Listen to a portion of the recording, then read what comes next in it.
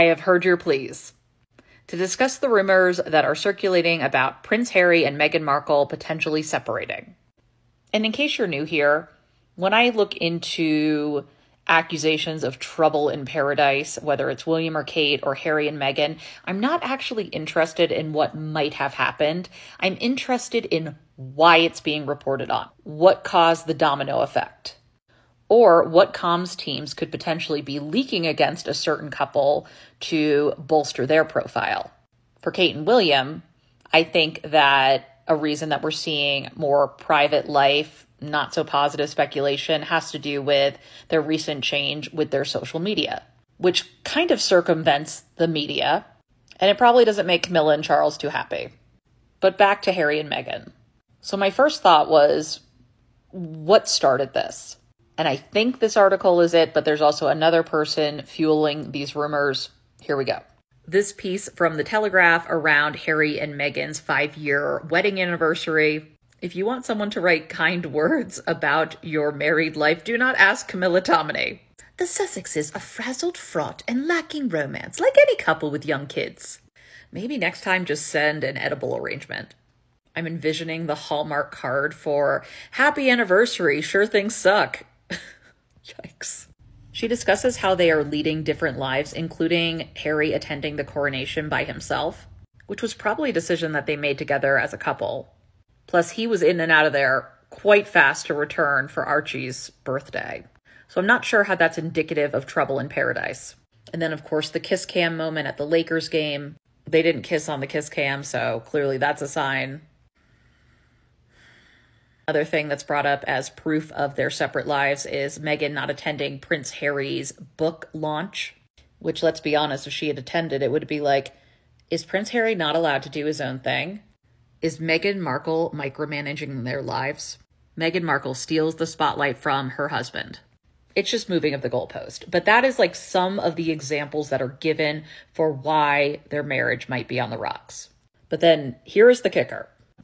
According to this article, an owner of a leading hotel chain in Montecito told the Daily Telegraph that Harry has a room set aside where he occasionally stays on his own.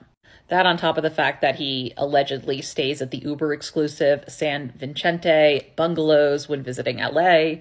A source said, quote, that seems to be his escape place, end quote. Seems to be.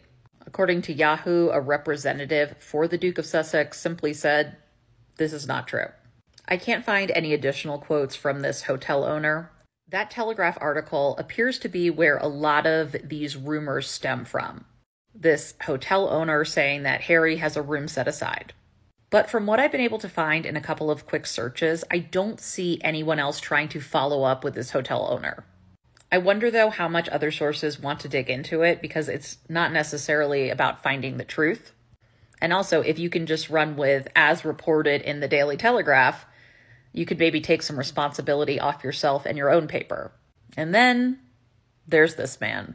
Meet Paul, the former butler to Princess Diana, who seemingly uses that connection from 20 plus years ago to promote his own status and get on TV shows, just like the former Princess of Wales would have wanted.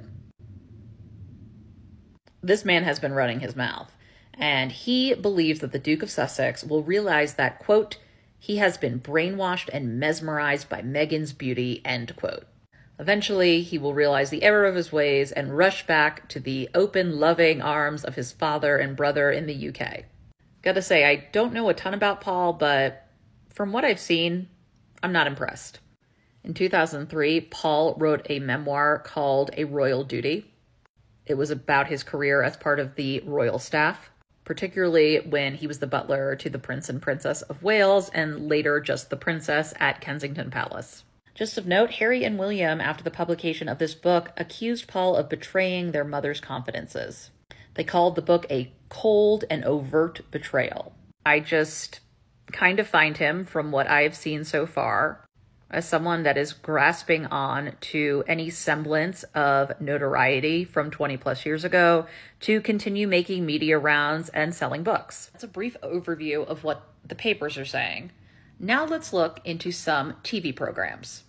First up, let's go to the woman who everyone looks towards for facts, Angel 11. aka your problematic aunt on Facebook. Definitely fell in the wellness essential oil to alt-right pipeline. She is absolutely separating from him. As you said, she hasn't been anywhere where he really needed her. He's got a mental health issue and he needs somebody there to prop him up. Anyone would, actually, but she keeps away. So he's doing all the nasty stuff and she's sailing on ahead. And I think that's the beginning of the end of it for him. Notice the wording. It's the end of it for him. She is separating. They kind of go back and forth with if Meghan is the problem or Harry is the problem. But if you'd like the spare to move back, it would make sense that you would try to isolate Meghan as the problem.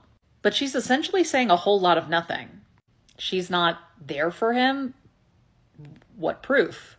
I mean, the clip they show is the two of them at an event together where she is speaking. That seems fine and supportive. But let's keep watching and see some of the anchors and what they have to say. Various reports have suggested that the cracks are beginning to appear. Last week, we brought to you fresh news that Harry had been staying at the San Vicente bungalows to take a break from his family, despite owning a sprawling Montecito property together with Guesthouse. And this week, those rumours are intensifying, that all is not well. We will cover them in detail with our panel shortly, but let's just say apparently the divorce... I can't believe I didn't think I'd make it as a broadcast journalist. She finishes that by saying, apparently the divorce lawyers have been called.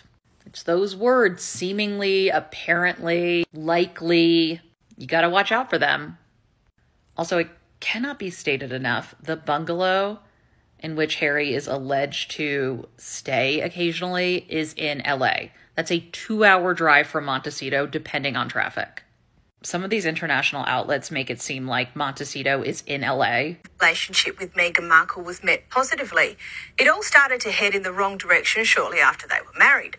5 years down the track, and apart from producing 2 absolutely gorgeous children, they've achieved very little of positive note. I feel like I'm in an alternate universe. Because as working royals, Meghan's community cookbook project was successful. They had a lot of successful tours. And however you feel about them, they've had successful projects since leaving the royal family. The numbers don't lie. The documentary, the book, the podcast have all done exceptionally well. They also have archetypes, and Meghan just signed with WME, which is big deal representation. Let's keep watching. I'm sorry. And on this show, we often talk about what do the Sussexes do after they've finished spilling the beans on being part of the royal family. And with the coronation over and Harry only making a brief appearance, query how the Sussexes maintain their relevancy and their commercial value. Their platform and commentary will look increasingly forced the less the Sussexes are actually connected to the royal family. That last statement is hilarious because you could remove Sussex and replace it with British media and Commonwealth media on the couple.